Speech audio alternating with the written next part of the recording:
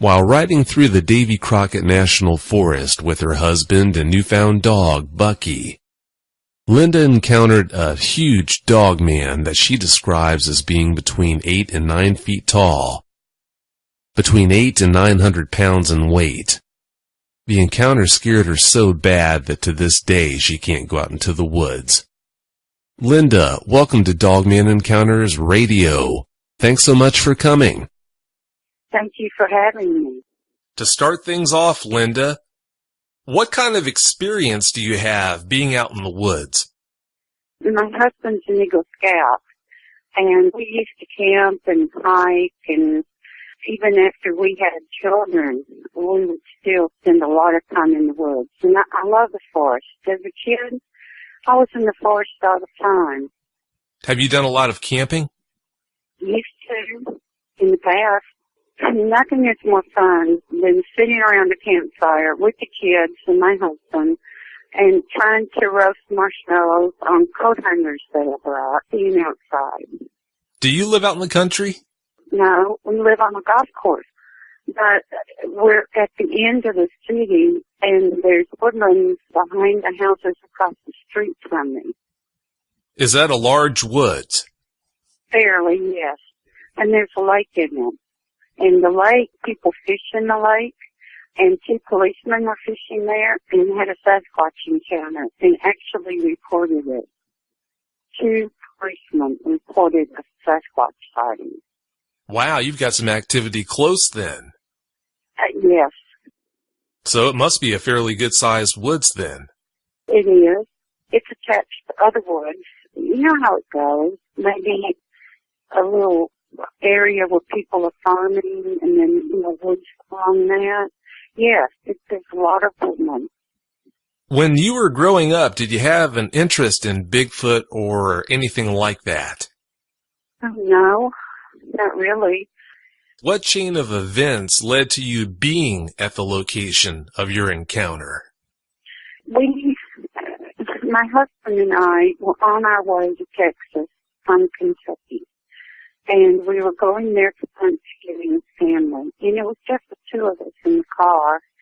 And we were going through a small town somewhere between Texarkana and Houston. And there was this dog in the traffic in the city we were in. And he was just running desperately around and scared half to death. And I said, "Honey, stop." And I opened my car door because once we stopped, the dog turned and looked at us. I opened the car door. I got out. The dog ran past me and jumped in the bucket seat in the car where I was seated. And my husband looked at me and said, "Don't tell me we have another new dog." And I said, "Let's try to find his owners." We spent 3 or 4 hours in that town searching, trying to find the poor dog's owners, and we never could. So we took the dog to the police and asked, it was Wednesday before Thanksgiving. Everything was closed. And we ended up at the police department, and they agreed to keep the dog, if we would just provide the food and stuff for it. So we left the dog there over the Thanksgiving holiday. And that's the whole reason that I ended up seeing a dog man in the Davy Crockett National Forest. But I have one word of advice for everybody in the world. Never on your GPS program in the shortest distance from any town between Texarkana and Houston, because you'll end up in the Davy Crockett National Forest on a dirt road with the biggest ruts I've ever seen in my life. My hubby is still fussing about driving on that road. Seriously. Yeah, it sounds like you learned a hard lesson. We did. And then, of course, I saw the dog man. So it was rather harrowing event, the whole thing. It sure sounds like it was. Before you talk about your encounter, please tell us about the topography of that area where you saw it. It was heavily forested. We were on, it was probably wide enough to be called a two-lane dirt road. The road was really rugged, and there really wasn't much to look at. I was in the front seat, and the dog that we rescued, Bucky, had his head up between the front two seats. He was looking out the window. He was as cute as he could be. And I was petting him and reassuring him. So I was looking out the left side of the car, looking forward and to the left side, watching the topography, watching the woodlands go by. And that's how I ended up having my sighting. What time of day was it, Linda? It was a sunny day, a nice day for Texas. It wasn't hot, it wasn't cold. It was a very nice, clear day. It was a good day for traveling. Thankfully, no raining because the road was dry. If the road had been muddy, we would have never made it through there. Not in that big Suburban. Was that in the afternoon that you had that encounter? Yes, it was. It was in the afternoon. We had to leave Houston and go back to the small town where we left Bucky, and we had to stop at Walmart and buy dog equipment. After you found Lucky and were ready to head back home, take us from that point on. What happened? Well, we had our GPS unit, and from that small town, Hubby programmed in the shortest distance from where we were to Arkansas. That's where we had a hotel reservation for the night. And Hubby followed the GPS. And that's how we ended up in the middle of the Davy Crockett National Forest on a deeply rutted dirt road. That's the reason all of this happened. Without the dog, there would have been no sighting. Without the car going slowly, there would have been no sighting. It took all the events had to work together perfectly for me to be able to see the creature that I saw. I go to Texas for Thanksgiving with family. We end up rescuing the dog, getting lost in the Big Crockett National Forest, and seeing a dog man that I didn't even know was a dog man. What's a dog man? I'd never even heard of a dog man. I only knew about Patty. So once I started researching, it sort of, I was terrified, to be honest. Oh, I don't think anyone can blame you for that. These aren't teddy bears. Please tell us all about your encounter. You said that the GPS directed you through the Davy Crockett National Forest. You were on a heavily rutted road. You had your husband in the Suburban. Was it just the three of you, or was anyone else there? It was just the two of us, and the dog's name was Bucky. Justin, my hubby, just really wanted to get to Arkansas because we had a hotel reservation. And honestly, from that small town, I think the route number through the Davy Crockett National Forest was either 6 or 7. I cannot really remember, but it was a single-digit route. And at the very end of the awful washboard dirt road, there was some concrete road and a few houses. But that was after miles of nothing but forest and rutted dirt road. Well, seriously, if it were not for Bucky, none of this would have ever happened. We would not have been on the road. I wouldn't have been turned that way, looking out that side of the car window. We wouldn't have been going slowly enough for me to see it. It just all worked together so that I could see this creature. How did that unfold? You turned to tend to Bucky, and how did this unfold? Okay, well, I was twisted in my seat, petting Bucky, and stroking him and talking gently to him because he was he was frightened. And I was looking out the front half on the left side of the car.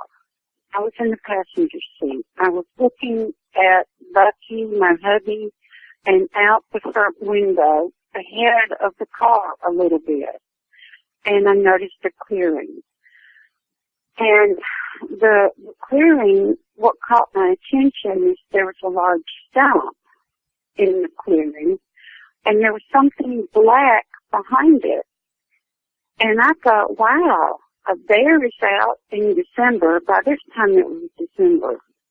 We stayed for a while with family. And I was thinking, wow, a bear in December out in the Davy Crockett National Forest. And I was thinking, I was trying to rationalize all this. Don't they hibernate in December? Or, I was trying to make all these rationale for seeing a bear. Well, then the bear stood up on two legs. And as it stood up, it turned away from the car as it stood up. And so here's this black creature standing up, and it reached out really long arms towards a nearby tree, like it was going to go and climb it or grab it or something. I don't know what it was thinking. But I saw the arms, and I thought, what is an orangutan doing loose in the Davy Crockett National Forest because of the length of the arms? But then the creature froze, and he turned towards our car, and we looked at each other. I guess he was looking at the car, but I was looking at him. By that time, I realized I had to be looking at a Sasquatch. So I was trying really hard to see as much as I could about the creature. And, I was noting the hair, thick black matted hair, the huge body size. I saw no breast, so I decided it must be a male. And I was sort of looking at the torso and legs and arms, and then I looked up at its face, and I saw a snout. And I remember thinking, I don't remember Teddy having a snout. Is that just, is Teddy's snout bigger than it looks in the Patterson-Gimlin film? I was rationalizing the whole thing as it was occurring. Okay, this is a Sasquatch. It just happens to have a snout. I had never heard of dogmen in my life. And so the creature looked at us, and I looked at the creature, and he started walking towards the car. He walked towards the road, approaching us as I'm looking at him. I'm watching this creature as we slowly drive by, and I look past Tubby out the next the side windows, until I'm looking out the back window, and the creature is standing in the road watching us drive away. When you saw the dogman for the first time, how far were you from it? 10 feet. Wow, that's really close. Yeah, we were close. We were on the left side of the road. Clearing was on the left side of the road. The tree stump was not 4 feet from the road. We were very close to the creature. That is really close. When you were driving past it like that, right before it reached out for that tree trunk you mentioned, it wasn't looking at you, correct? No, it was not looking at it. When the creature went to stand up, he turned away from us. So I saw his back. If it was that close to you, then it definitely knew you were there. It kind of makes you wonder why it did that. I think it was, I'm only guessing. I think he was thinking about running away. but he stopped. He froze, and he turned to the front, and he looked at us. I think initially he was running away. Why he stretched his arms out, I don't know. Like I said earlier, I was thinking this thing was an orangutan of some sort, and he was going to climb a tree. The mind, when you're in shock and you're seeing something that can't exist, tries to rationalize it. And then I was rationalizing as quickly as I could in those circumstances. So my first thought was, it's a bear. My second thought was, that's an orangutan in the forest, in the Davy Crockett National Forest? How did an orangutan get here? When he stretched his arms out, looking like he was approaching a tree in front of him, but then he froze and he dropped his arms and he turned towards us. And he looked at the car and I looked at him, just frozen, totally frozen in shock. Truly, Vic, I wished I'd never seen him. It's so affected my life now. It really has. It really has. And any creature that is brazen enough to walk towards the car, he walked towards us, this huge, big, white car, and followed all the way out into the road and stood in the road watching us drive away. You said you're in a white Suburban, correct? Yes. 8-seater. Yes, we were in a really big car. Big car. That's pretty bold of it to do that then. You said that shortly after you spotted this dog man that it stood up. I take it when you first saw it, it was down on all fours, or was it hunched over hugging that stump that it was hiding behind? Well, I'm not sure what it was doing, but he had to be down on his knees, either hiding behind the stump or digging for grubs and bugs. A girlfriend of mine who knows a lot about these animals, creatures or whatever they are, said that they do dig in stumps for grubs and bugs and little mice. So he could have been foraging for food. Something that big requires a lot of calories, so looking for food probably would take up almost all of its day. As far as size goes, Linda, how tall do you think this thing was? Well, I was looking up at him through the windshield, and I had to duck my head down to see him out of the side windows. I would guess perhaps 8 or 9 feet tall. He was tall. My hubby is 6'3", his brother is 6'5".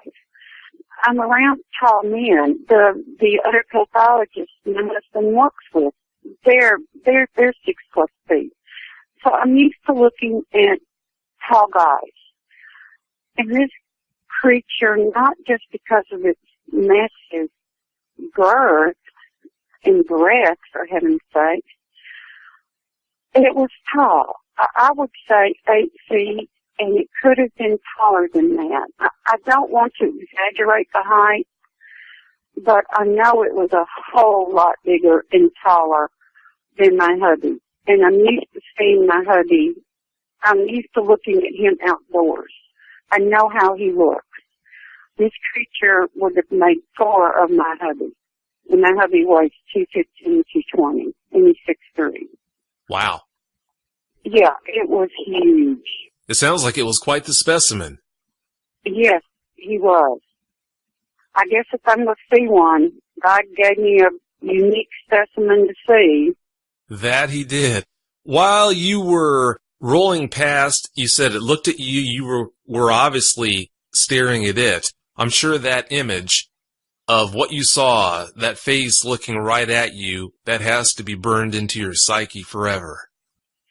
Oh, yeah. Yeah. Did you ever hear it make any sounds? No. We were in the car with the windows rolled up. I never heard any sounds. Thank goodness the windows were rolled up, huh? Well, I guess. I don't know. He never got close enough, thankfully, to be able to reach into the car or anything. But I don't know. Dick, I was just totally in shock. I mean, I was just mesmerized. I don't think I could have spoken if, I don't know. I was just watching something that should not exist. Even though I believed in Patty. Seeing is different from thinking it doesn't exist. Oh, sure. Yeah, when you see it firsthand, in person like that, that removes any doubt whatsoever that it is real. And once you know that they are real and that they are out there, it definitely changes the way you look at everything. So no one can fault you for feeling that way. You mentioned how close it was to the vehicle as it went past. You also mentioned that it had really long arms, as you noticed when it reached out for that trunk.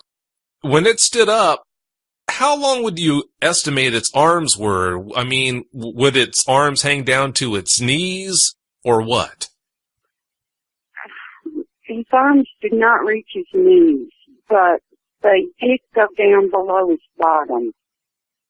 They were between his bottom and his knees. They were really long legs, long arms. I have no clue why the creature turned away from us and stretched his arms out. But he did. I'm trying to rationalize. You know, I'm seeing something that I've never seen before, and I'm trying to rationalize what I'm looking at so that I can comprehend it. So when what I thought was a bear stood up on two legs, as he stood up, Vic, he turned away from us. He stood twisting away from the car so his back was towards us. And he stretched his arms out, and that's when I thought it was in wintertime. But I don't know if he was going to grab a tree. I don't know why he stretched his arms out, but he did. And he froze, and he dropped his arms, and he turned around and faced the car. It's hard enough to think for a person, let alone a dog, man. It really makes you wonder what was in its mind to do those things. But that's all right. When it reached its arms out like that for the trunk, were you able to see its hands clearly enough to see if it had claws or nails? I don't remember claws or nails. I just remember the long, long arms. And I don't want to accidentally make something up, thinking I saw something that I did not see. He had hands. I can tell you that. But I was so shocked and trying to see everything. I don't remember claws. I really don't. That's all right. That's such a small factor in the big picture that you were trying to take in the shocked state that you were trying to deal with. No one can fault you for that. As far as its legs go, Linda, were you able to see its legs clearly? Yes. Yes. Oh, good. Did it have legs that were canine in appearance with that backwards knee look? Or did it have hominid-type legs like you would expect a Bigfoot or a man to have? Hominid and huge. He was very, very tall, as I've already said. At least 8 feet, if not more. He could have been 9 feet. But his legs were massive. And I saw him twist and stand up and turn towards us. And this was a big creature. Huge. And, yeah, legs, a big tree trunk on each side of his body. But it was in proportion with the body. Everything about this animal was huge. He was a big creature. He was tall. He was built like a football linebacker. And he wasn't human. Were you able to see its feet? No, I looked down his legs towards his feet, but as he was moving, I don't really remember studying his feet. I was just watching him walk towards the road with his arms hanging down at his side as we're driving past. And he's approaching the road, and I'm twisting in my seat, keeping my eyes on him. And my last sighting of the creature was him standing in the middle of the road, watching us drive away. But for a creature to approach a large vehicle and approach the car and follow it out into the road and stand watching us drive away, the creature was not afraid of it.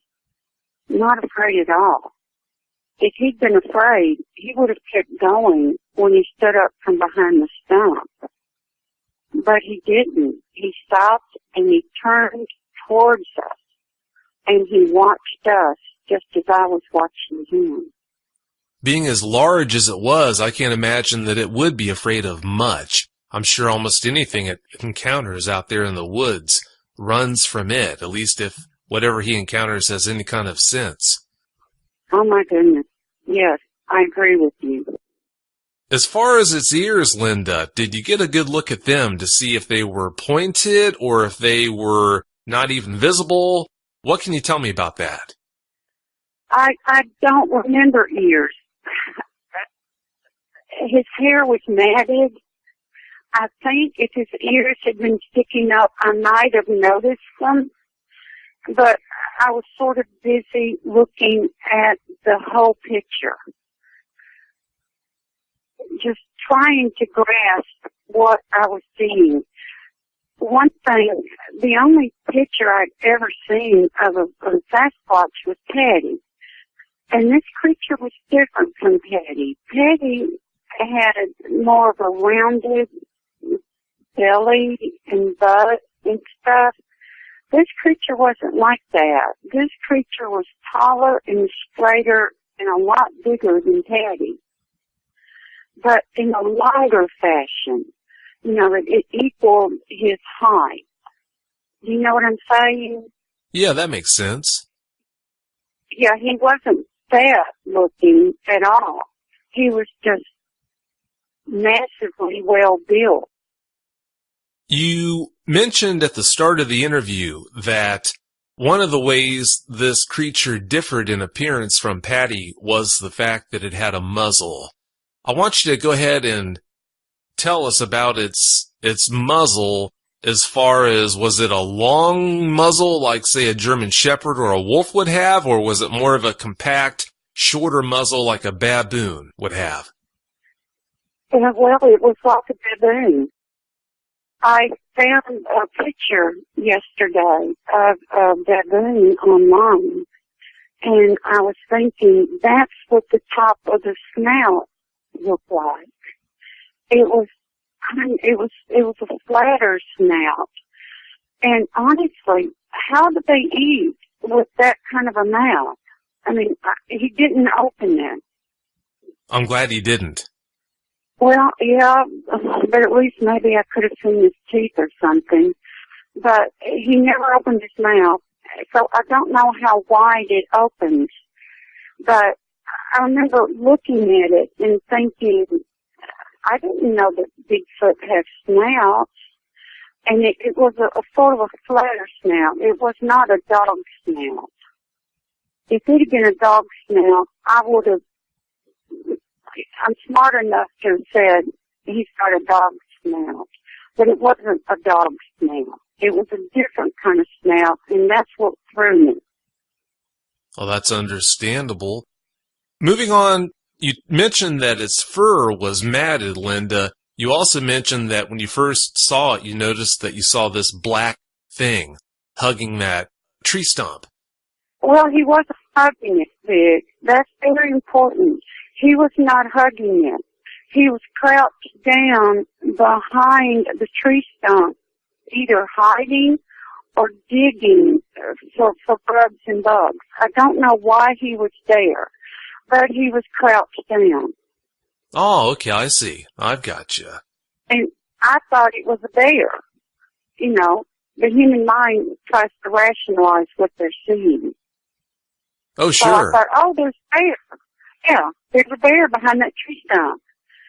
And then it twisted away from us in the car, and he stood up, taking a step, and he stretched his arms out to the side like he was going to go and grab a tree, but away from his body.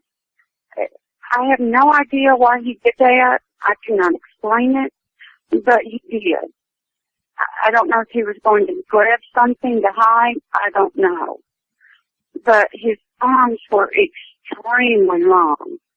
And then he stopped and he turned towards us in the car, and he looked at us in the car, and I looked at him. When you two had locked eyes like that, did you, or through the course of this whole encounter, did the thought that it might not have been alone ever cross your mind? No. I was in shock. I did not see another animal in the clearing. If there had been more than one, I'm sure I would have seen it. But the creature was alone, and I saw nothing else around it. Nothing alive. Just the stump and some trees at the edge of the small clearing. I'm so glad you didn't see any other ones. That would just add fuel to the fire. Now, what kind of after effects have you had? And we've talked about this before on the phone, but please share with the listeners the after effects you've had to deal with as a result of seeing this dog man. Well, when we arrived home, I was thrilled to death. I went to the Bigfoot Forum and proudly announced I had seen a Sasquatch. And I was really excited about it. And I was describing it to one of the really nice members there. I was personal messaging back and forth with this guy. And I said, the one thing that's bothering me is that he looked down or something, and he had a smell. And the gentleman I was talking to sent me a message back saying, LOL, you did not see a Sasquatch, you saw a dog man. He understood enough about my encounter, and from what I was describing to him, this nice guy was able to identify the creature I'd seen. I'd never even heard of a dog man. And I messaged him back and I said, what in the world is a dog man? And he provided articles that I could read about it. Personally, I wish I had never read any of those articles.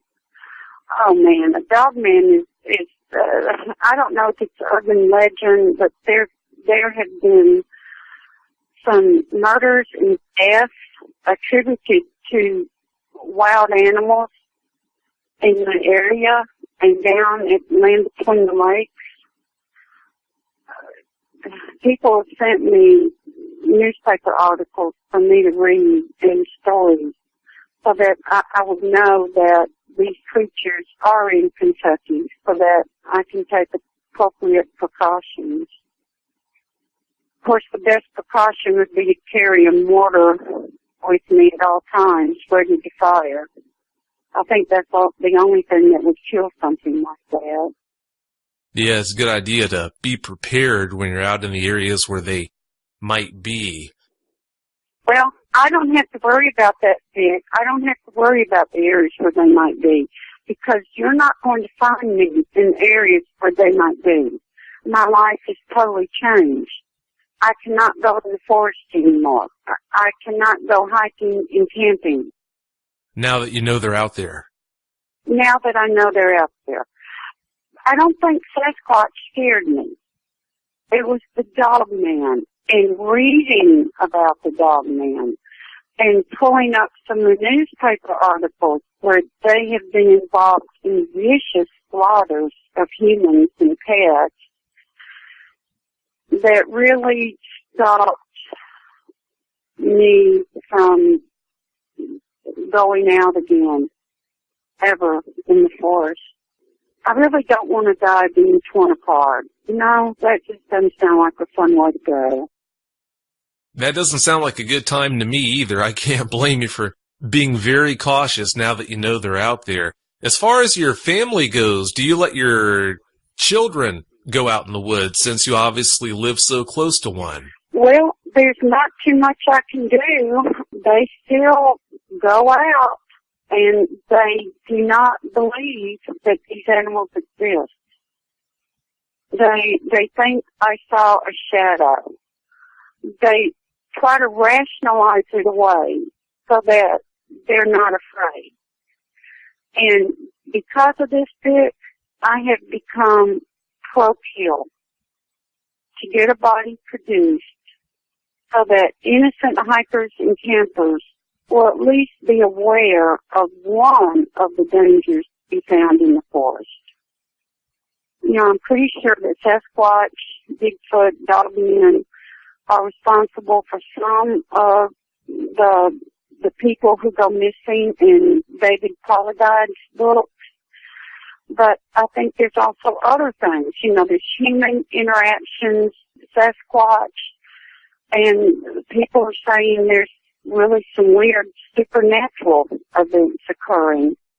You know, with all the people that have disappeared, it really makes you wonder what was behind a lot of those cases. We're never going to truly know. Before you had your encounter, Linda, you didn't know that dogmen existed, but how open to the possibility would you have been that they did, in fact, exist? I probably would not have believed them. I would have never believed that something like this existed if I had not seen it. Never. I would have thought people just didn't understand. You know, that Sasquatch have different size faces or something, you know, because I saw one with a snout. I had no clue. That's why this was so shocking to me. Well, you know how it is. You can never prepare yourself for an experience like this. When we're small, our parents tell us that monsters don't exist.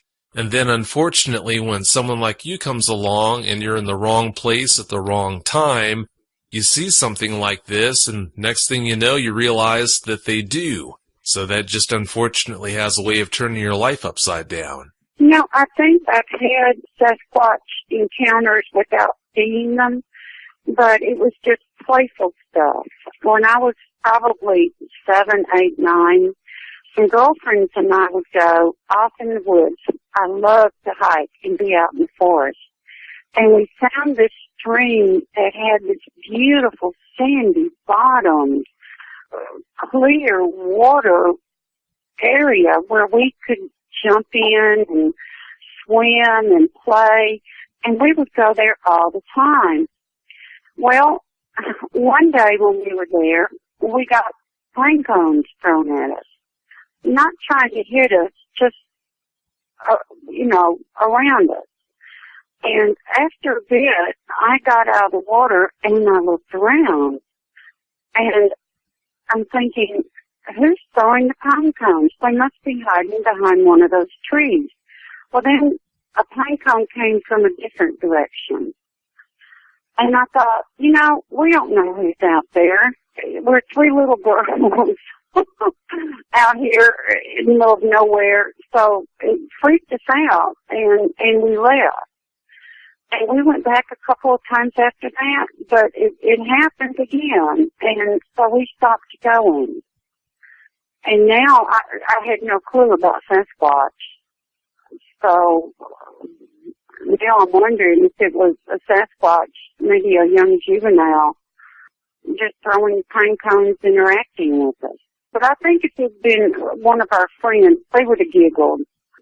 You know, but I'll never know. But it just makes me wonder now that I know that they exist.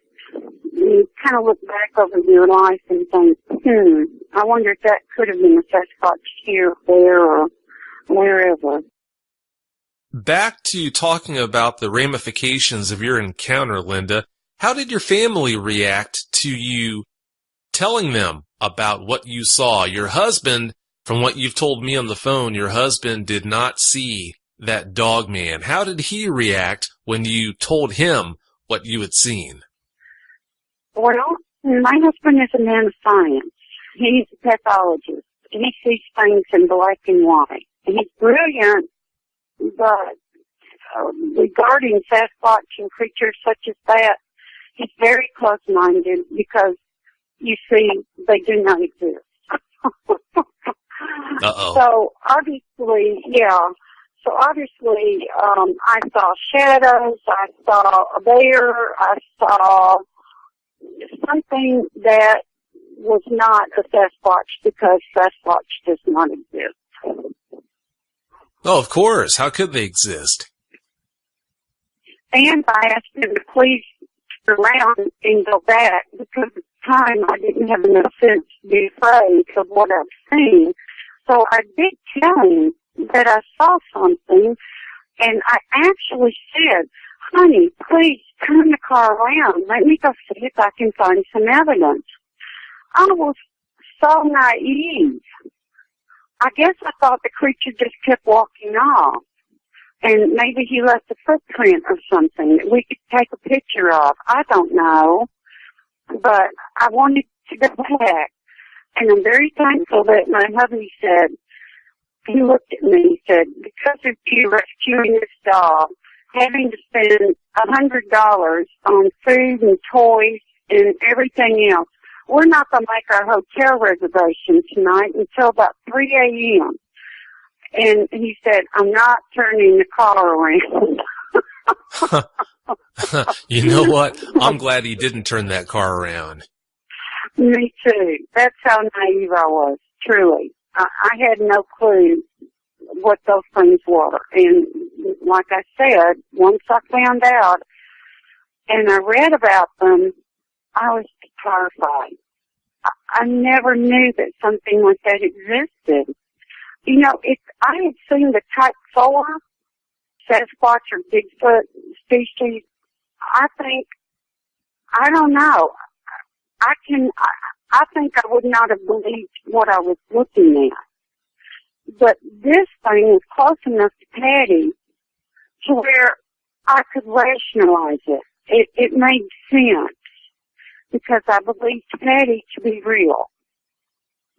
But if I'd seen the type 4 Vic, I don't know how I would have coped with that. I had a hard enough time when I found out that the snout man was a dog man, and I read some about them and found out how vicious they can be. But how brazen is that? The creature approached our car and was standing in the road, watching us drive away. What kind of animal or creature does something like that? Usually they run, like he did at first, when he turned away from the car and stretched his arms out after he got up from crouching or digging, whatever he was doing behind the stump. He turned towards us, and he did freeze for a second, but then he started approaching us. And by the time we were 20 feet down the road, he was in the road watching us drive away. That's truly the definition of bold right there. After your encounter, Linda, did you ever look into whether or not there had been other reported encounters from the Davy Crockett National Forest with dogmen? You know, I never did that. I never thought about doing that. I did, when I got home, report my sighting and the location of it. And places where people leave sighting reports, because the whole way we'd been driving, getting there, honestly, I would see, like, dark movement behind trees, and I kept thinking, shadows, the shadows are weird in the forest today. But then, you know, when the shadow behind the tree stump, you know, the creature stood up.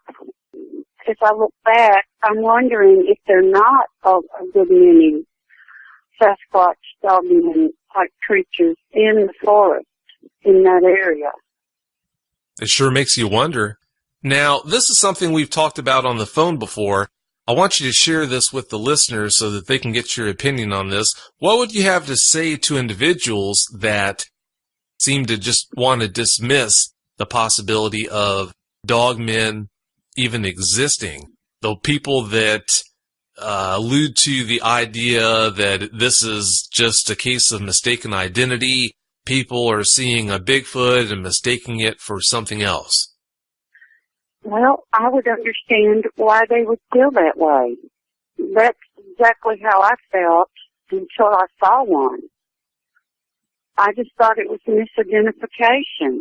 I didn't even know these things existed. If I'd read anything about them, I did not remember it. But I would have never believed in this. I would have never believed in the type 4, the type 3, type 1 and 2, and I just found out what a type 2 is in the past couple of days. Would have been my opinion of what Sasquatch look like. When you see something that looks like a Bigfoot, that is a shock, but since they look fairly close in appearance to how humans do, it's, in my opinion, not the kind of jolt that you would get from seeing a dogman out in the wild. Now, I can agree with that. You're looking at a huge, massive, tall, hair-covered creature. And that is shocking to begin with. And it had more hair than Teddy, I think, and it was matted down. But once, when I saw the snout, it was like my mind just cut off. Like, enough is enough, and I cannot handle anymore. It was too shocking. And he was approaching the car, and he walked out and watched us drive away. You know, Linda, the emotions that are coming across in our interview here, they bring a question up in my mind that I want to bounce off of you.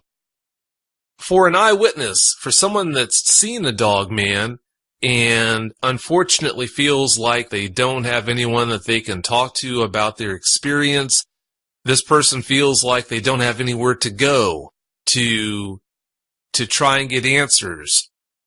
What would you have to say to them? Well, I would say to reach out to believers on Facebook.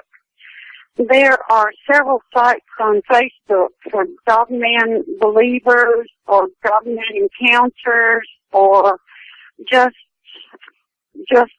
mainly focused around the dogman phenomenon.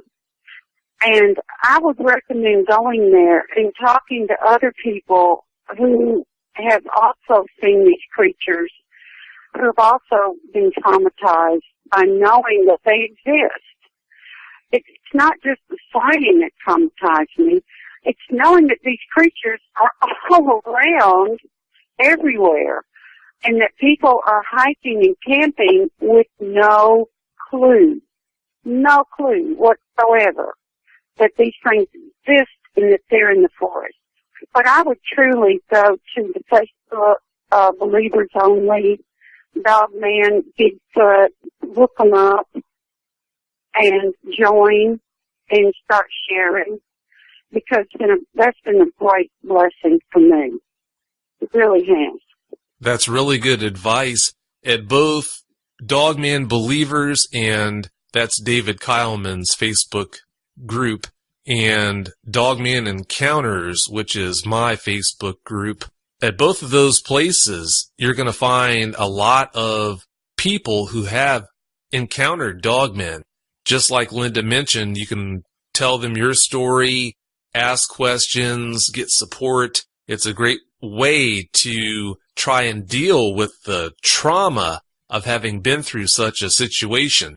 Now, having said that, too, I want to make something clear here.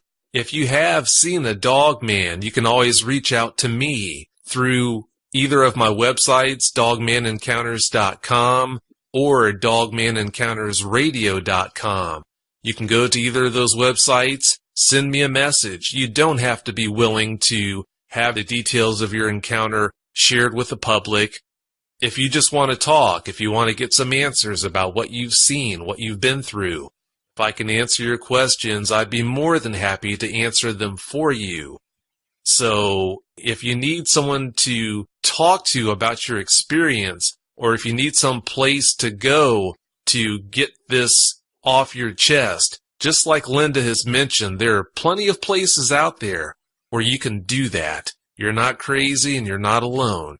You just unfortunately were at the wrong place at the wrong time. Now, having said that, Linda, do you have any closing points you'd like to make?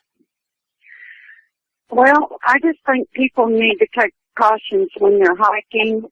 Don't go off in areas that are isolated. Stay on the main path.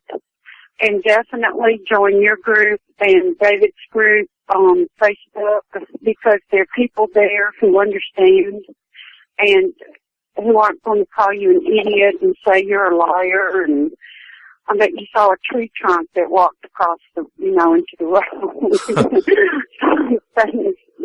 Some of the things I've been told. Really, anybody that has seen a creature that should not exist, in quote, does not exist as far as you know, yeah, please, anyone who's listening, I really do recommend Facebook, the good groups on Facebook. It is so nice. People understand. People understand being afraid. They understand, that we all know about the dangers you could encounter, and nobody else knows. And we're having to live with this burden that we've got kids and friends out hiking and camping who don't believe. That's the only reason I've become pro-kill. I want a body produced so that people will know these things exist, and that people, when they plan to hike and camp, can take into account the possibility of encountering those creatures. That is a terrifying thought, how many people are out there that just don't know what's out there. And my kids are part of that group. My children are right up there. That's not a comforting thought, to say the least.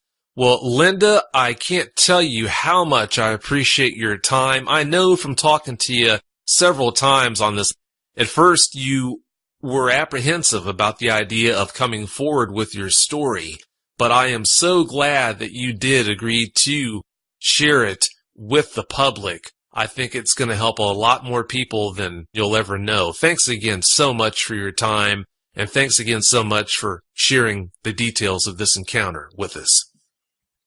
Well, Vic, thank you for asking me. And if me talking about this can help one person, or somebody would like to contact me on Facebook, I would be more than happy to discuss it and talk about it and help them cope with their fears.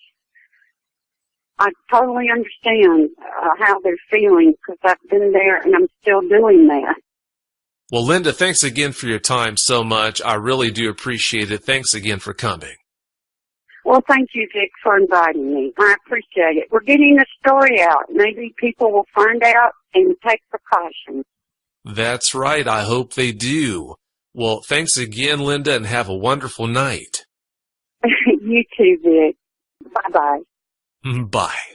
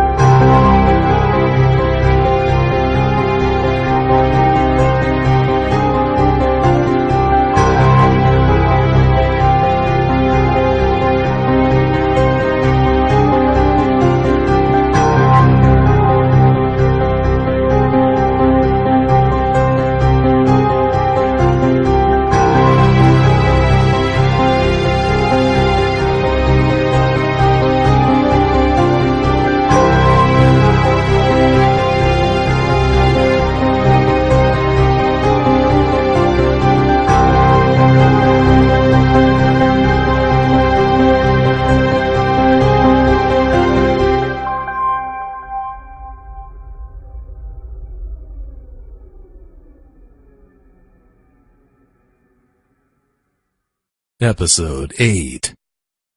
Hello, thanks for tuning in to this special Wednesday night episode of Dogman Encounters Radio. I'm Vic Cundiff, and I'll be your host for the show. If you've listened to past episodes, you've noticed I usually only bring on eyewitnesses to talk about Dogman encounters they've had. For tonight's special show and future special shows yet to come, I'm going to break that trend. So that you know, Friday's show is going to air on time at 9 p.m. Eastern Standard Time. Mark Reynolds is going to be my guest, and he's going to be talking about multiple Dogman encounters he's had over the years. It's a really good show you're not going to want to miss. For tonight's show, our guest is Jack Carey. Jack's the founder and director of the Paranormal Intelligence Agency. He's also a field researcher for the Crypto Four Corners crew. Jack's got a lot of good information to share about dogmen, as well as other cryptids, but one of the biggest reasons why I asked Jack if he'd come on the show is the fact that he enjoys investigating dogman encounters more than any other type of cryptid encounter. The man's obviously got really good taste in his cryptids.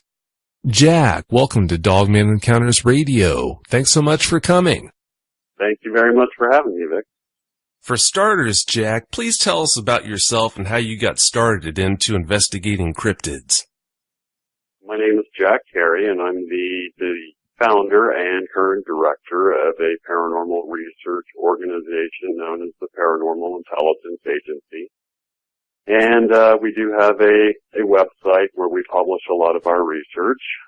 I got into the investigation of cryptid animals, a lot like many other cryptozoologists, through the Bigfoot phenomenon, soon discovering thereafter that there were many other cryptid animals that also had a body of evidence suggesting that they were real and were also somewhat more interesting than even the Sasquatch creatures, the dogmen being one of those cryptids. My kind of investigator, I like that. As a child, I grew up very close to Muddy Boggy Creek and not far from Falk, Arkansas. And back in those days, there was the tale of the Falk monster, and you had the seminal movie come out, Muddy Boggy Creek, which affected me greatly as a child because I was so close to all of those sightings of Sasquatch. And I grew up with a Native American grandfather who also told me of their existence. So from a very early age, I was interested in cryptid animals, and that only grew and grew as I got older and began to actually undertake a lot of investigations myself.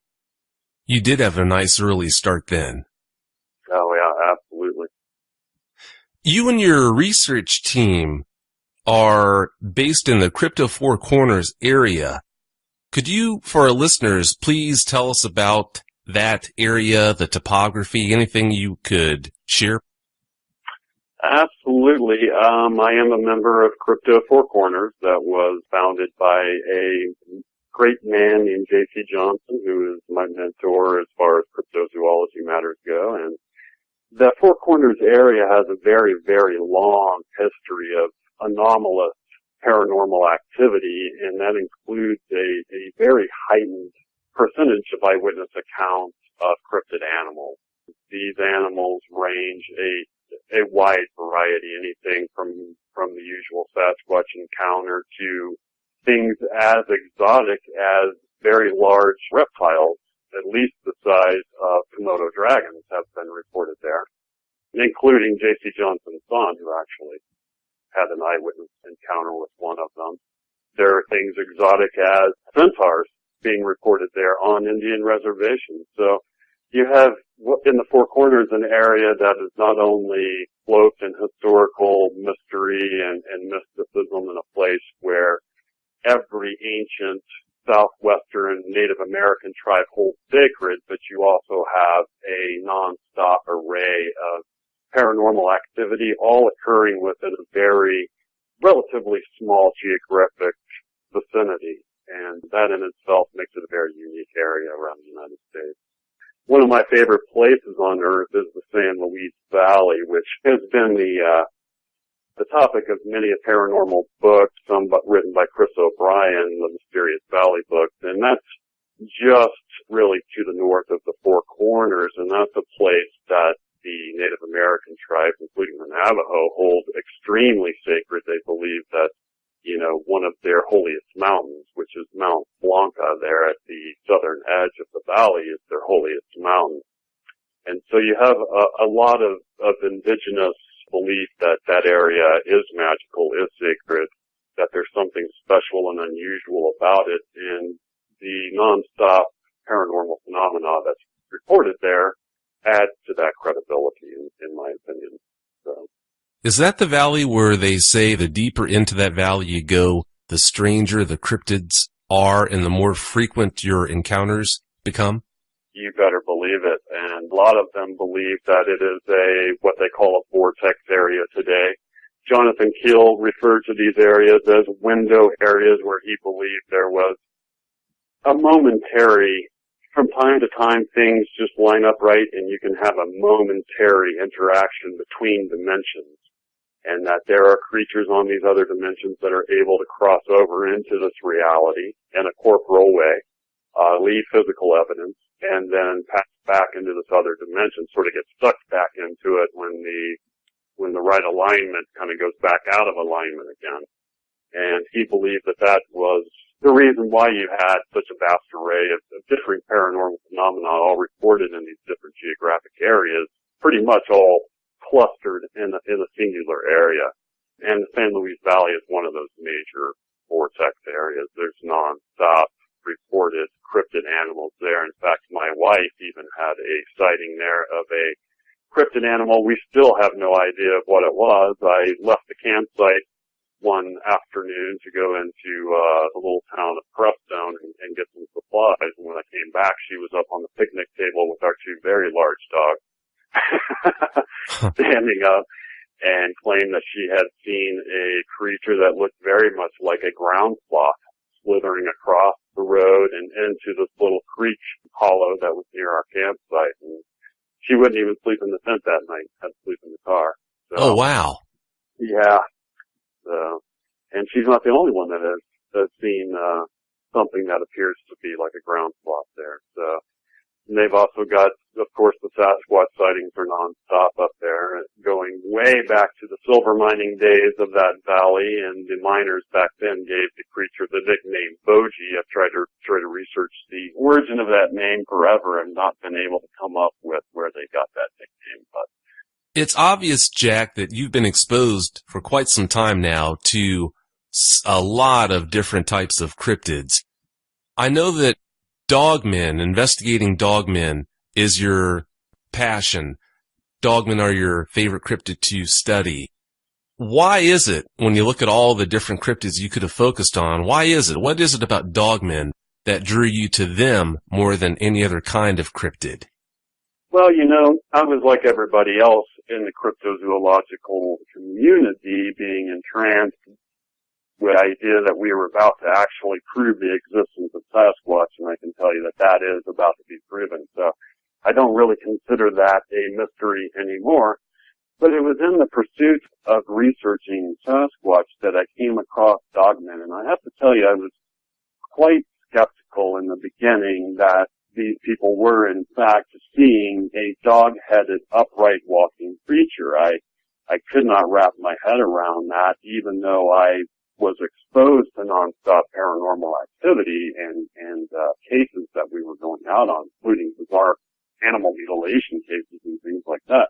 The idea that you could have what amounts to an evolutionary leap within a canine species that would allow it to develop biologically into a apex predator, able to walk upright and hunt in that kind of a position, is something that not only flies in the face of known biological science, but is disturbing on a deep level, on a way that a creature like Sasquatch isn't. I mean, after all, we have biological explanations for a creature like Sasquatch.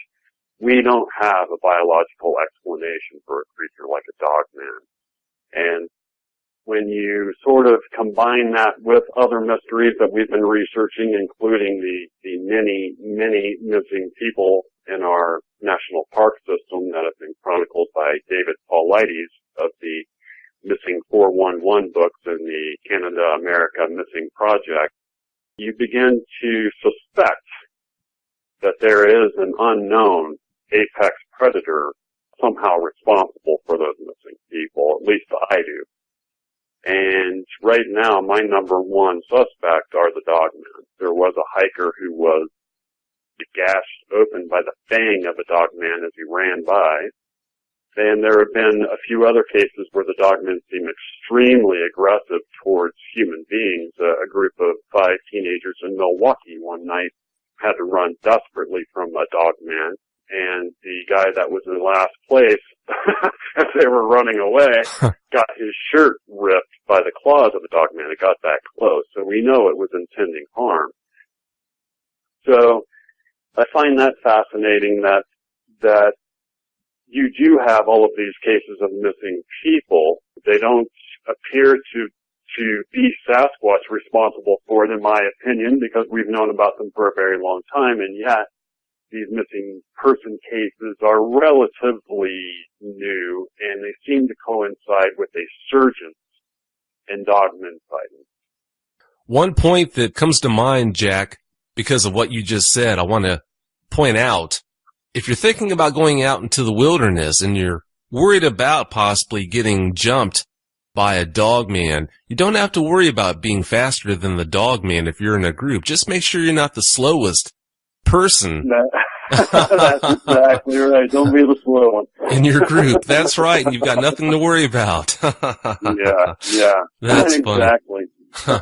Well, after I came across the work of a well-known Sasquatch researcher, and he actually had captured what appeared to be both video and stills of not a Sasquatch, but of a dogman. His name's Scott Carpenter, and your viewers can look him up. He's got some fascinating video.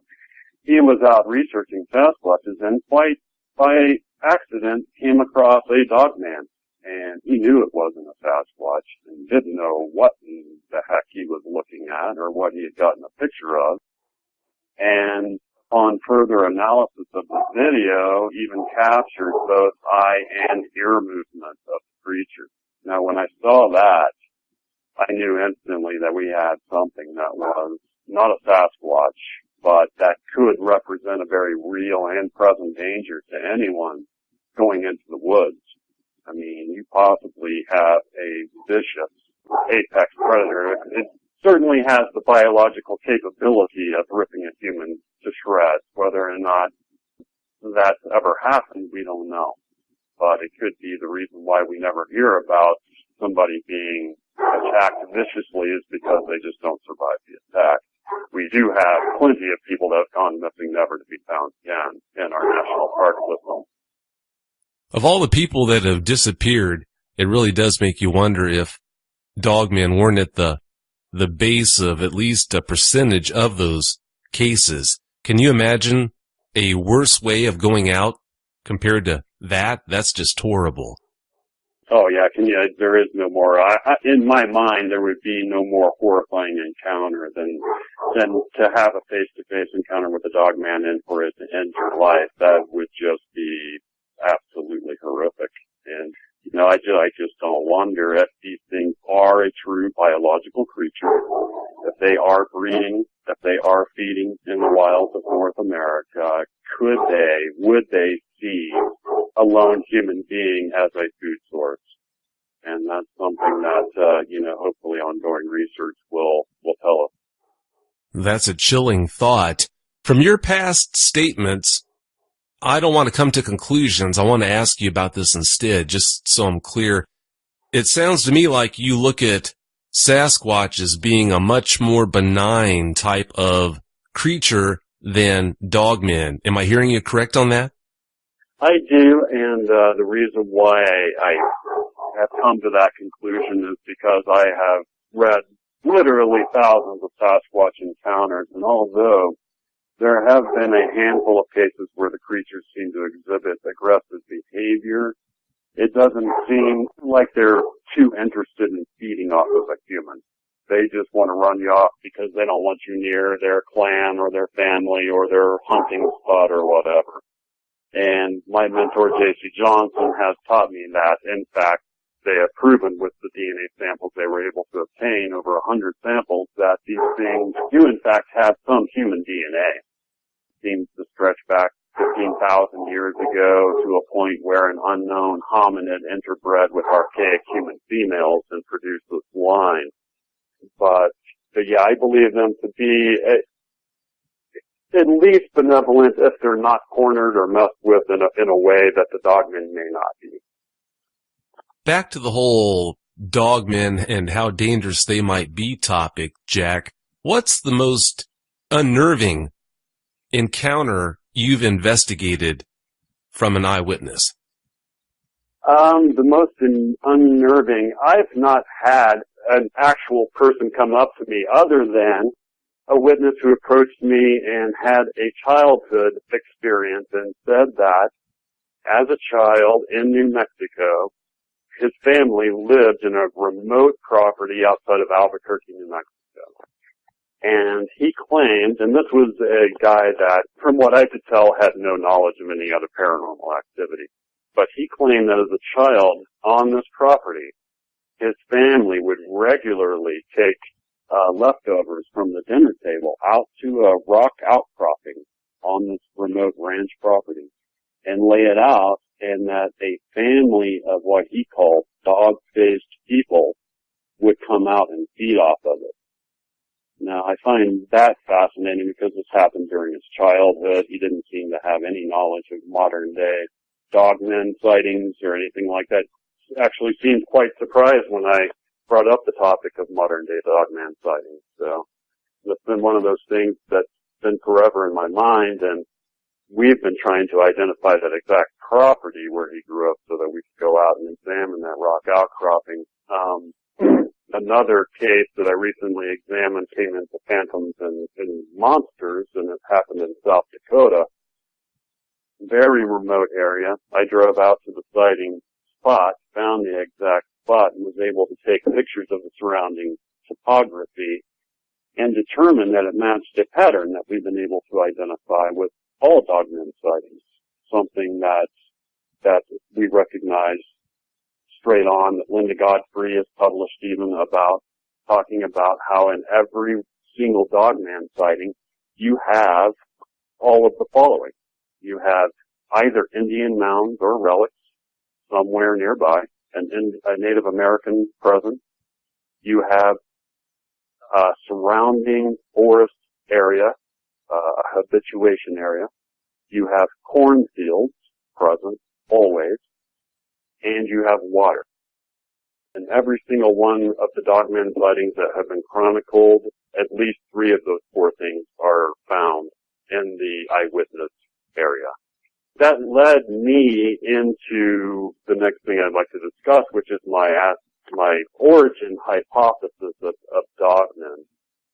Now, being in the PIA, I've been able to have contact with a forensic geologist who has his own TV show on History Channel called America Unearthed. You may have seen it. His name is Scott Wolters. Oh, sure.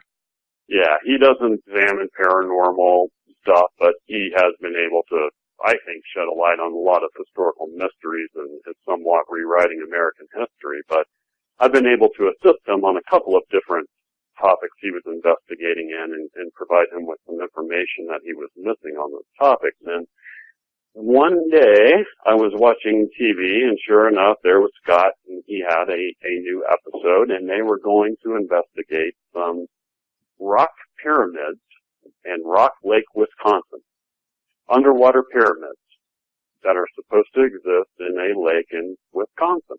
Well, right away, the word Wisconsin brought up, in my mind, the dogman sighting, right? And not long into the program, he has on an expert named Dr. Robert Rodriguez. And this guy is an expert in the ancient history of the Aztec people. And I thought, wow, that's interesting. Well, it come to find out that in this area near Rock Lake is what's called Aztalan State Park, spelled almost like Aztec. Aztalan, Aztalan State Park. And it is believed, because they found both aerial mounds and step pyramids, earthen step pyramids in the state park, the very first pioneers that came across it believed it to be identical to the step pyramids found of the Aztecs in Mexico. So they named it after the Aztecs and believed that this was probably where they came from. Well, Dr. Robert Rodriguez is an Aztec specialist and a specialist in corn, an expert in corn. And come to find out, according to him, when he approached the Aztec elders and began to study their origin mythology, they all claimed that they came from a place in the extreme north, far north of Mexico, they said, and that the key to finding their origins was to follow the corn. Now, corn is sacred to the Aztecs beyond all other plants, and the thing about corn is that it doesn't grow wild. Corn must be tended by human hands. And as far as they're able to tell, it originated in southern Mexico about 7,000 years ago and came to North America 4,000 to 6,000 years ago. Now, archaeologists believe that these earthen pyramids near Rock Lake were actually created by what they call the Mississippian culture. There is reason to believe now, through Dr. Robert Rodriguez's research, that the Mississippian culture, which stretched all the way from Canada down to the Gulf of Mexico, ended up becoming the Aztec people. Now, the Aztec people had a long-standing prophecy, and their original tribal leader had a vision, and his vision was that the tribe should travel south from their place of origin till they came across an eagle eating a snake or a serpent on top of a barbed tree. And that is symbolism that you can find on the Mexican flag even to this day. That is the symbolism of the Aztec people. They believed that from this northern location, they traveled to where they reside today in southern Mexico, but that along the way, there were many stops. And Dr. Robert Rodriguez has gone to great lengths, basically proving that these Aztec people came from the Wisconsin, Michigan area. Some of the information that he provides is that a lot of the words between the Aztecs and those northern Indian tribes are the same. For instance, the word Michigan is the same as the word moccasin in Aztec. There are all kinds of different words that seem to share a common origin, and that origin is in the north.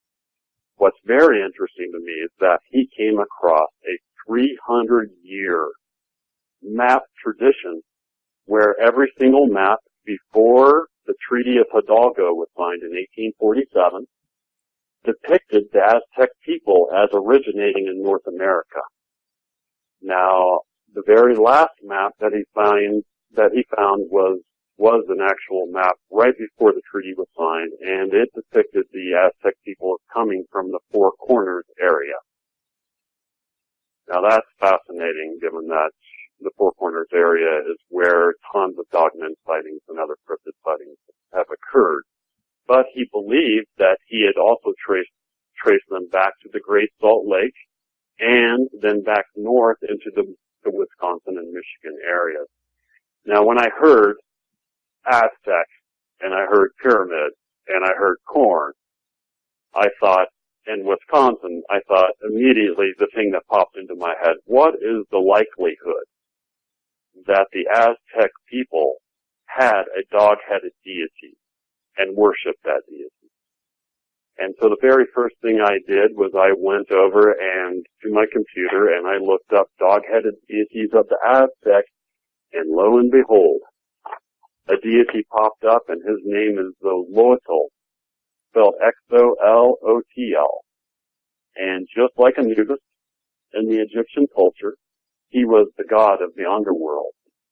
Now, a lot of people believe that the Aztecs came out of the Mississippian culture, and they know for a fact that the Mississippian culture practiced ritualistic cannibalism, something that the Aztecs also later practiced in the form of human sacrifice.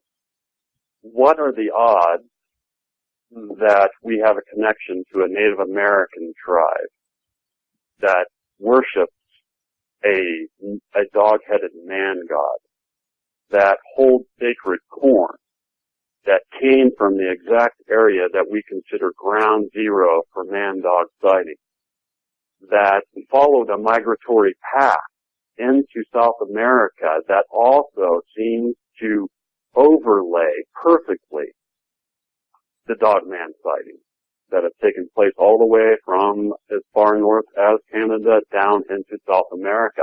You don't get as many on either coast, but that central area right there, which is the area they would have migrated through, is the area where you have most of the dogman sites. Even the Cherokee tribe, which is thought to have been heavily influenced by the Mississippian people, have their own term. They call it Hatek Ofi, spelled Hattokofi, and it literally means man dog. And so I began to think to myself, what are we looking at here? Did these Native American peoples actually come across this creature in the wild that long ago and then deified it and began to worship it because it was such a strong creature?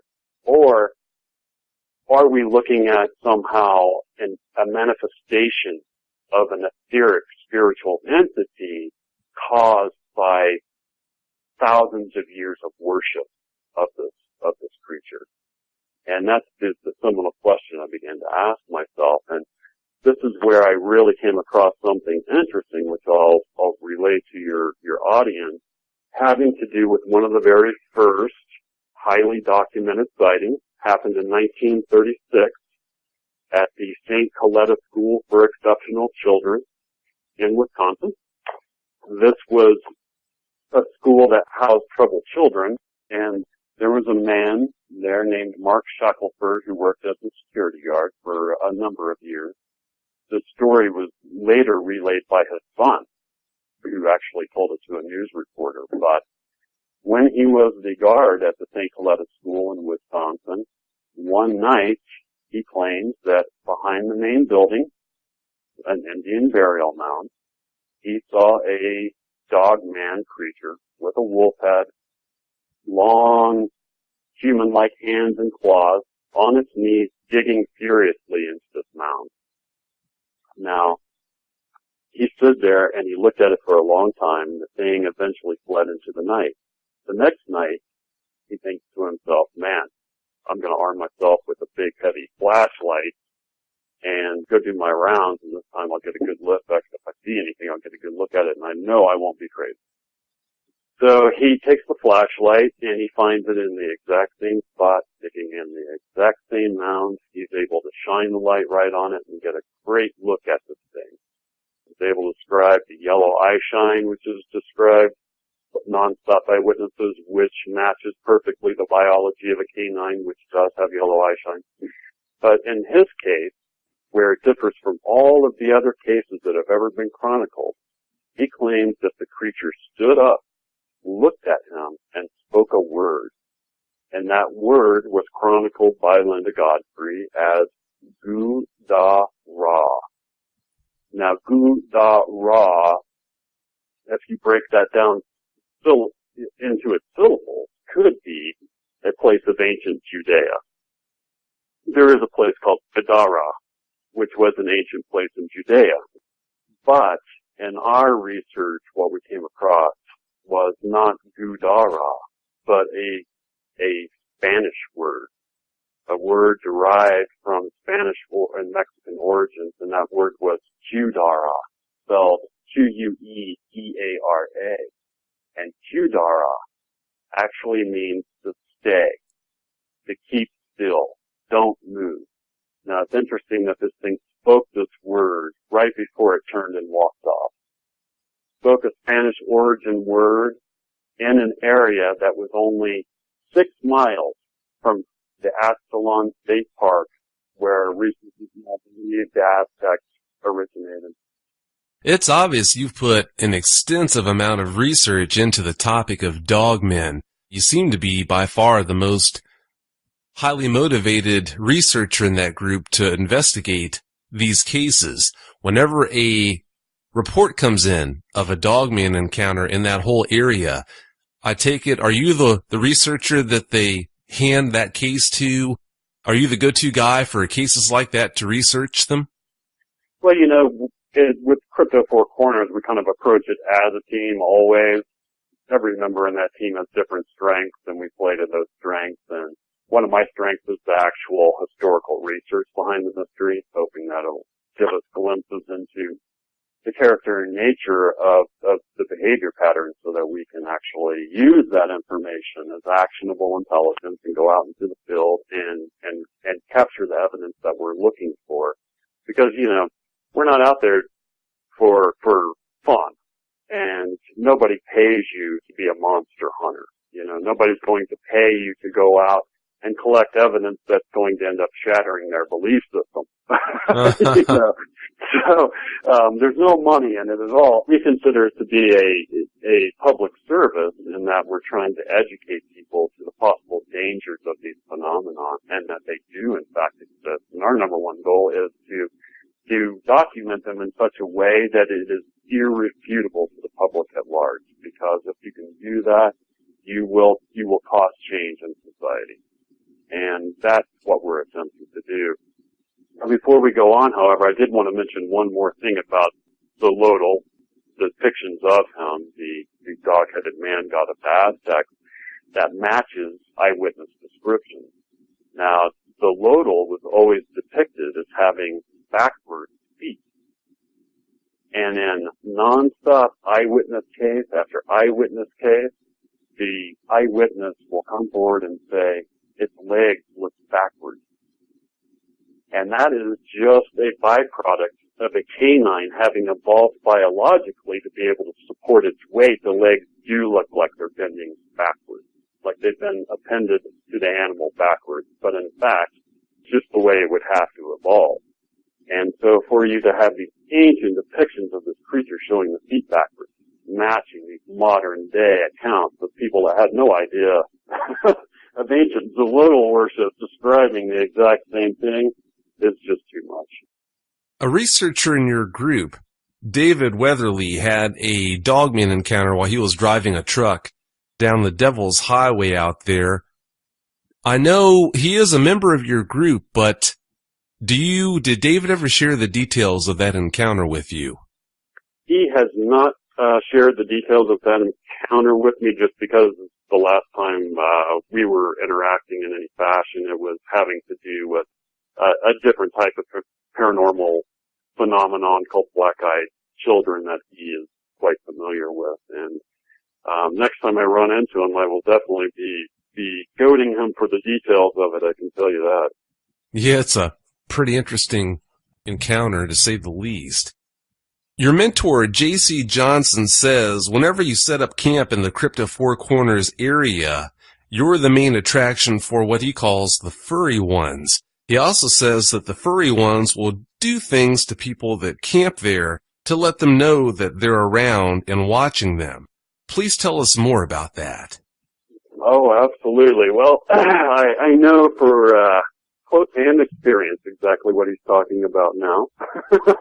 Uh-oh. We just recently finished an expedition on a private investigation case out to an extremely remote area in northern New Mexico.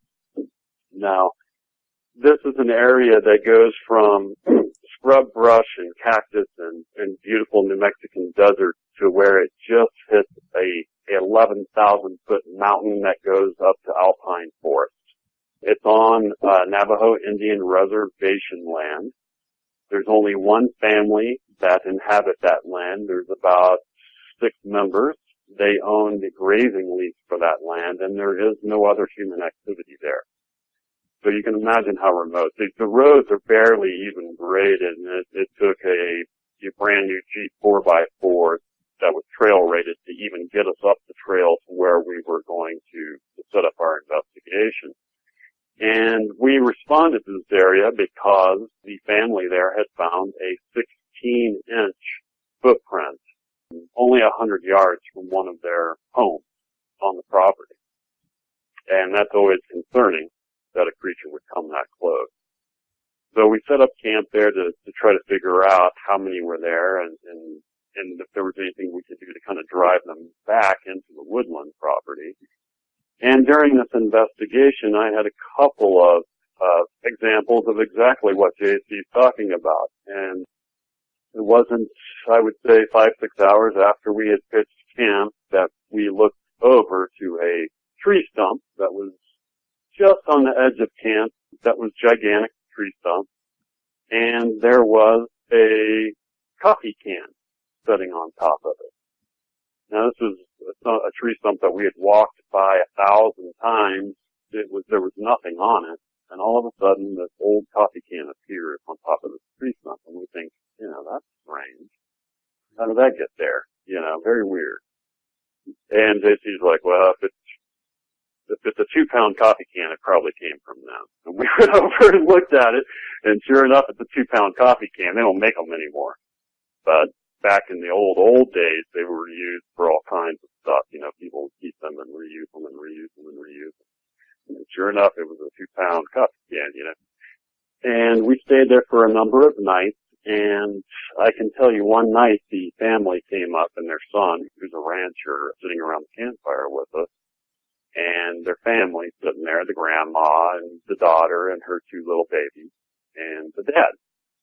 And the son looks up all of a sudden, he says, you know what, I just saw something walk by the car over there, and we're all standing sitting right there, so it couldn't have been one of us.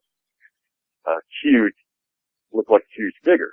So I get my flashlight, and I walk up, and this is probably, I would say, 100 feet from camp. He claimed that he saw a figure walk right in front of one of the Jeeps in camp and kind of go down this rock outcrop. Well, I immediately grabbed my flashlight. I walked over to this rock outcrop, and I began to shine it around, pitch black. And I see something that's about the size of my fist, and it's shining bright red, and it looks like almost like a bicycle reflector. And I'm thinking, what the heck is that? What could that be? And all of a sudden, this thing turns its head, and I realize that it was an eyeball. And I get a glimpse of the other eyeball, and even though it's behind a tree, each eye is on either side of the tree. Oh, wow. That's how big this creature was. And it was immediate shock. I didn't know what to, what to think, even though, I know Sasquatch are real. To see that bright of red eye shine a mere 50 feet from me was quite shocking. No smell, which was interesting. But later that night, all night long, and it ended up just backing out and dipping down behind this rock outcrop, and I didn't see any more eye shine after that. But it got a long, good look at me, which I would say a good 5, 6, 7 seconds. It just sat there and stared at me while I was trying to figure out what I was looking at. And all night long that night, we had nonstop rocks, pine cones, and sticks thrown at our tent. They hit the top of your tent and they go, tink, tink, tink, tink, tink, tink, tink, tink, tink, flop on the ground. All night long. Tink, tink, tink, tink, tink, tink, tink, tink, tink, flop. They just torture you. You get no sleep at all, And so the next morning you're just tired as can be, and you walk, get out of your tent and look around, and there's all these twigs and pine cones and rocks that they've been tossing at your tent all night long just to mess with you. It's just part of their playful nature, I suppose. But he's right. You don't have to go looking for Sasquatch. They know you're there before you come within 2 miles of them. You're talking about a creature that can see you from a mile away and smell you from 2. They can hear a car approaching from miles and miles away. So you're not going to surprise them at all. And the only way to get an interaction is to provide them with some sort of interesting entertainment that piques their interest enough for them to come in and interact with you. Now with the dogmen, that seems totally different. They seem to not care about a human presence other than they want to get rid of it. That's scary. Yeah. And, in a high percentage of the cases, I've noticed that the dogmen were seen feeding on roadkill. That's not something you ever hear about with Sasquatch. And I've often wondered, why would such an adept predator, like an upright walking wolf, want to feed off a roadkill when they would certainly prefer a fresh kill? And I don't know the answer to that, but in a high percentage of the sighting cases, they are seen on the side of the road actually feeding off of roadkill, which I find interesting. Some of the other occult patterns I've been able to pick up on and come across is that in a high percentage of the sightings, for some reason, they have occurred on October 30th or 31st. Now that's not to imply that these were Halloween hoaxes. In fact, one of those witnesses was a 45-year-old nurse driving down Bray Road on the night of October 31st and got a clear sight of one. And she's quite familiar with the biology of a human and a wolf and any other primate, and said that, the way the mouth opened, the way the eyes looked, it just couldn't have been a person in a costume unless it was a Hollywood quality costume. And you would have to ask yourself, what's somebody doing in a Hollywood quality costume out there trying to perpetrate a hoax for no known payoff? Yeah, that sounds like a good way to get shot. Yeah, it sure does. Or get run over. Come across the wrong cowboy, he's going to hit you with the truck, and you ran out there, which is very, very interesting to me. Now, in some of the cases, including a very hair-raising case in Selma, Alabama, the eyewitness was able to get off a couple of gunshots. In the case of the gentleman in Selma, Alabama, he was in a boat fishing in his favorite fishing spot, which is pretty remote. Selma, Alabama, by the way, is where Edgar Casey was born. Find that interesting. But he was fishing in his favorite spot, had a dog with him, which is a very large pit bull on the boat. And he's about 12 feet from shore. And he swears that he began to hear a noise and that a wolf man, dog man, appeared out of the brush and ran down the embankment into the water at him, charging this guy. You could see the drool coming out of its mouth. He said this thing was in kill mode. Even with a pit bull on the boat, this thing waded off into the water, and it only paused when he turned on the boat engine.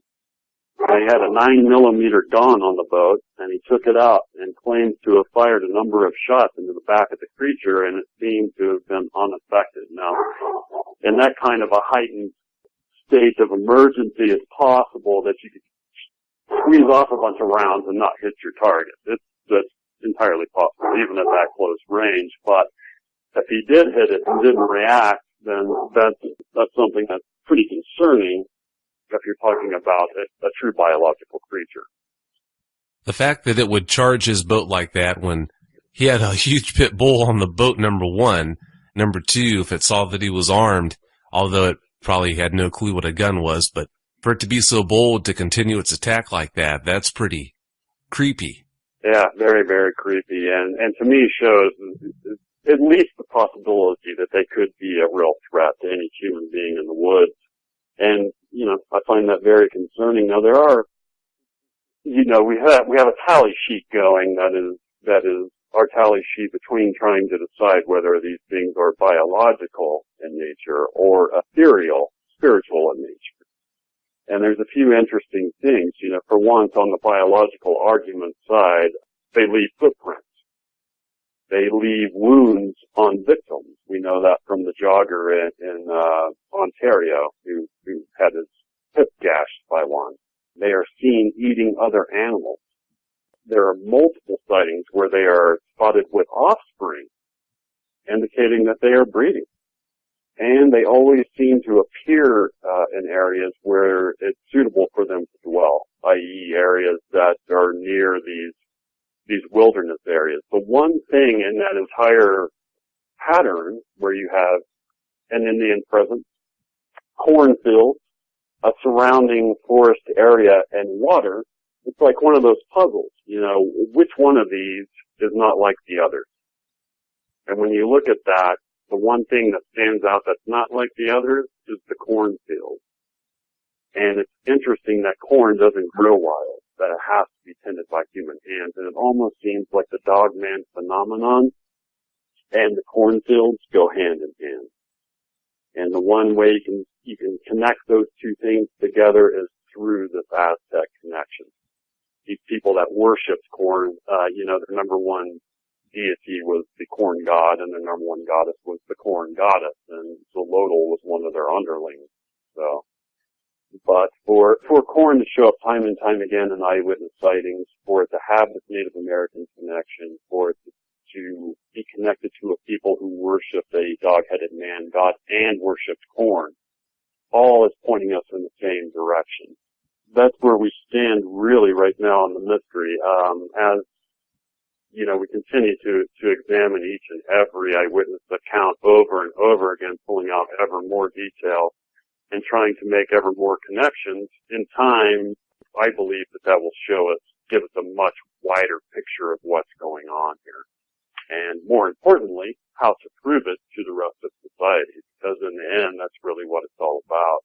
There's some other occult connections, but I believe those connections came far after the original modern-day sighting accounts occurred. For instance, there was a group of Satanists apparently operating out of a farmhouse near Bray Road, where a number of these sightings took place. And at that same time, the sheriff in the Lynn County area was discovering dozens of canine bodies that had either been decapitated or their hearts removed. And it is claimed by some of the locals there that this group was trying to conjure a werewolf to do their bidding. But you have to realize that this was years and years and years after those original sightings. So I don't think that that's really connected. But you have to take all of that information into account. There was one eyewitness that was apparently threatened by an unknown person, individual, hinting that they were part of some group desiring secrecy, but you have to take that with kind of a grain of salt, considering all of the historical sightings and information that seem to be pointing us in a different direction. Now, there's one interesting area that your listeners probably have never heard of, and that's called twilight language. And the world's greatest cryptozoologist, or the most celebrated cryptozoologist, I think probably J.C. Johnson's the greatest, but Loren Coleman's been able to get quite a bit of attention through the years for his site, cryptomundo.com, and he published a book called Mysterious America, wherein he talks about so-called twilight language. And this was first discussed in a book called The Rebirth of Pan. But it appears that there are certain place names and family names where over and over again there are paranormal activity seem to be related to those names.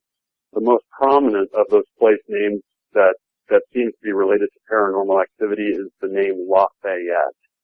Now, the author of The Rebirth of Pan says that's because the word Lafayette has the French word fay in it, which means fairy.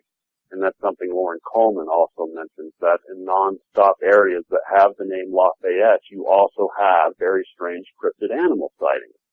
Well, the township where Bray Road is located is the township of Lafayette. And I find that very interesting because there are a number of other cryptids that are also reported in that area. So, the twilight language is also something that is pointing us in the direction of this being a very, very paranormal-like phenomenon. It's a tangled web. It is. It is. It's like a rabbit hole. The further you go down, the deeper and darker it seems to get. But I do believe that we are on the correct path because there's just too many coincidences, especially with the Lodal, the early accounts, especially from Mark Shackelford, who I believe to be one of the best accounts. His account is so good because all of the elements of his account are elements that end up turning up in all of these accounts going down through history. And these are people that had no knowledge of his account. So he was the security guard who had the creature speak the word Kudara. Translated from Spanish, it means stay. The creature was literally saying, stay, don't follow me or you're going to get hurt. Which to me adds credence to his entire account because he didn't even understand what the creature was saying. And then for it to turn out to be this ancient Spanish word and to have this Aztec connection, we believe is something that's phenomenal as far as our discoveries go. I can tell you this and pretty much finish up with what I have to tell you is that recently I was able to examine frame by frame a film that was sent into the Rocky Mountain Sasquatch Organization. They subsequently published the film, posted the film onto YouTube. I was able to get that film and then examine it frame by frame. And about 3 minutes and 14 seconds into the film, I noticed something really strange. Now, the witness who sent in this film went to this location to film the area because there had been a recent Sasquatch sighting in this area. It's called the Lost Creek Wilderness area, and it's not very far from my home. And so he went with another researcher to just get some film footage of this area where the sighting took place. And while he was there, he kind of noticed a black spot out in the forest. But he was using a pretty low quality camera. And although in the film he tries to zoom into it, you can tell he's not seeing anything. It just looks like a black spot. And on the film, the original film, it just kind of looks like a black spot. But when you take it frame by frame, then you stop it right there on where the black spot is. And then you use techniques to zoom in and clarify that spot.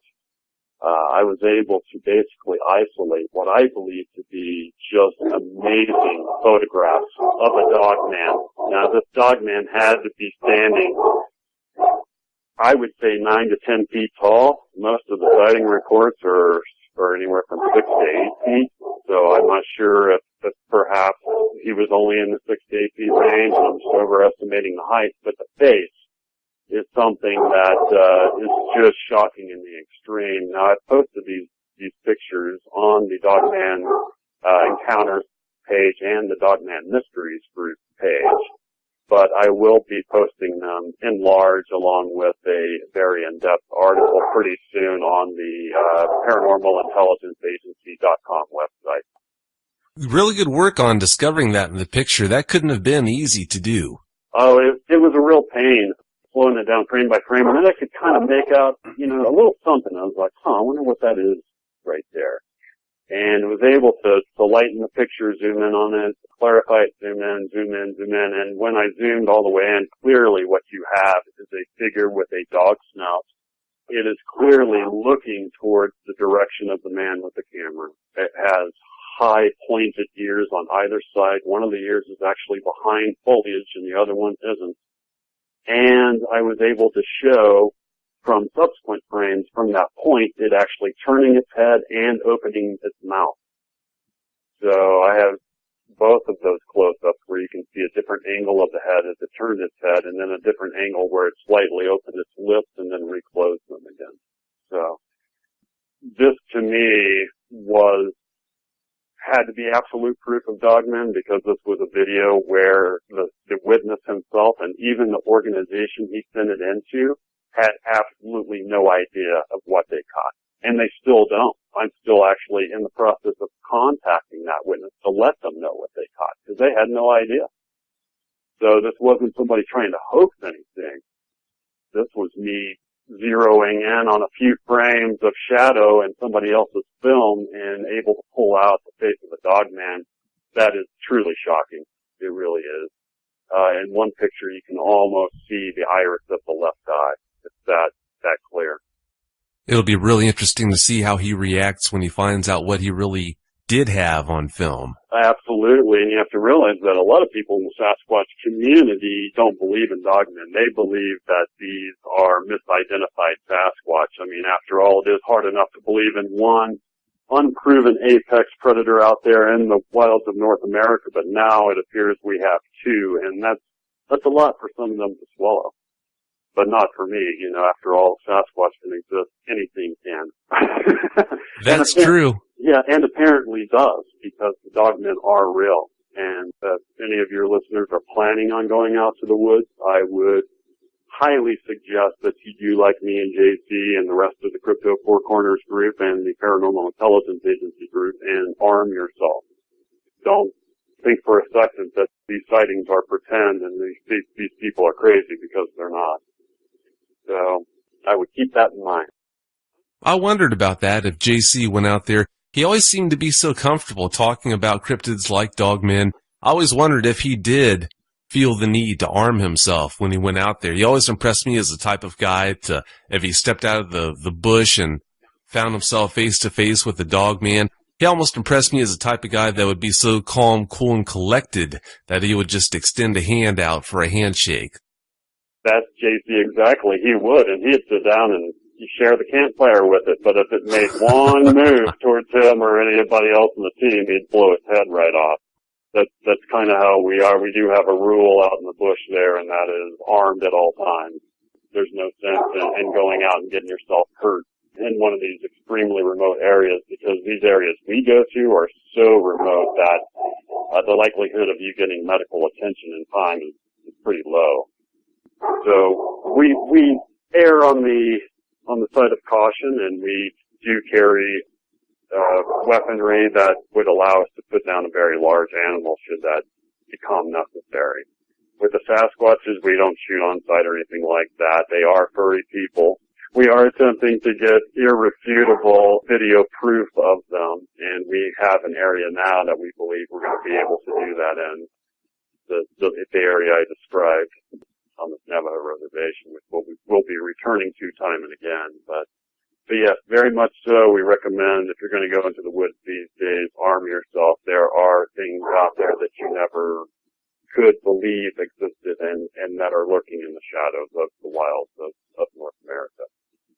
Words of wisdom. Well, Jack, I really appreciate you coming on so much. Do you have any closing points you'd like to make before we close the show? You know, the one closing point I would like to make is a quote from Sir Arthur Conan Doyle. When you eliminate the impossible, whatever remains, however improbable, has to be the truth.